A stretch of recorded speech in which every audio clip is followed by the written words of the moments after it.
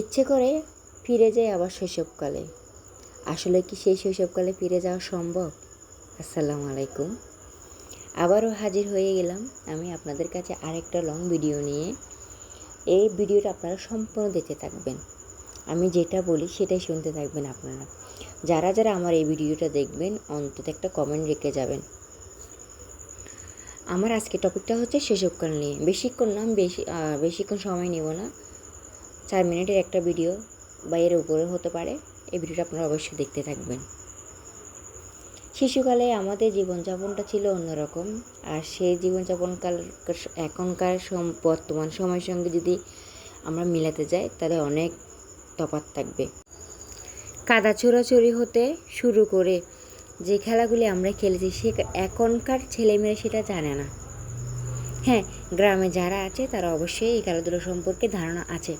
তারপর চোর পুলিশ বলেন, আমরা শিশুগুলো কত যে চোর পুলিশ খেলেছি সেটা বলার বাহিরে। তারপর আমরা মেয়েরা পুতুল নিয়ে কত খেলাধুলা করেছি। এই এক পুতুলের সঙ্গে আর পুতুলের বিয়ে দিচ্ছি, এটাই একটা আনন্দ ছিল। এখন ইচ্ছে করে আমাদের ছেলে মেয়েদেরকে সেই সব, কিন্তু তারা সেগুলো জানে না। তারা কী করে, মোবাইল নিয়ে ব্যস্ত। আমাদের সময় কত দৌড়াদৌড়ি যে করেছি, কত যে হাঁটু ছিঁড়েছি, হাত ছিঁড়েছি, এটা বলার বাহিরে। আর কত গাছে উঠে ফল ফ্রুট আমরা পেরেছি, সেটাও কিন্তু একটা আনন্দ মুহূর্ত ছিল।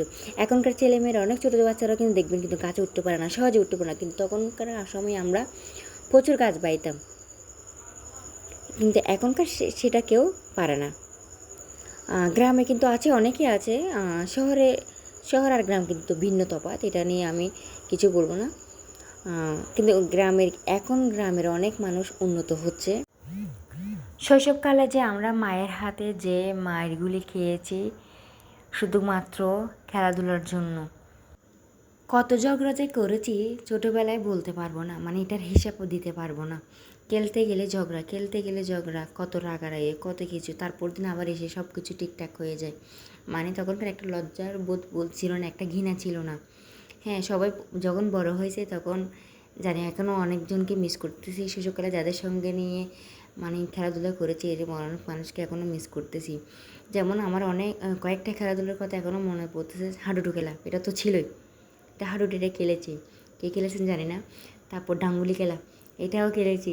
তারপর মার্বেল খেলা আমি খেলেছি। তারপর পুতুল নিয়ে খেলা, তারপর যে চোর পুলিশ, তারপর হচ্ছে যে লুকোচুরি, মানে এগুলো তো বলতে পারবো না। তারপর মানে আরও অনেক অনেক অনেক খেলাধুলা, মানে এগুলি মনে পড়তেছে না, আমার নামও মনে পড়তেছে না আর কি। খেলেছি ক্রিকেট বলেন, ফুটবল বলেন, এগুলি সবগুলি খেলেছি। তখন এগুলি যে খেলেছি, এখন বড় এগুলি সব ভুলে গেছে, এগুলি তেমন মাথায় রাখে না, মানে ভুলে গেছে সব কিছু। কিন্তু বর্তমান আমি এই গ্রামে সেই সব কিছু যখন হালকা করে দেখতেছি, সেগুলো উপভোগ করতেছি আর কি। আমরা তখন কীরকম ছিলাম আর এখন কীরকম হচ্ছে, সেটাই পরিবর্তনটা মানে অন্যরকম। তবে আমি মনে করি এখন আগেরকার দিনের শৈশবকালটা এখন প্রায় কমে গেছে। এখনকার শিশুরা, এখনকার ছেলেমেয়েরা তেমন সেই আমাদের মতো দিনটা কিন্তু উপভোগ করতে পারে না আমি মনে করি। কিন্তু আমরা যা করেছি।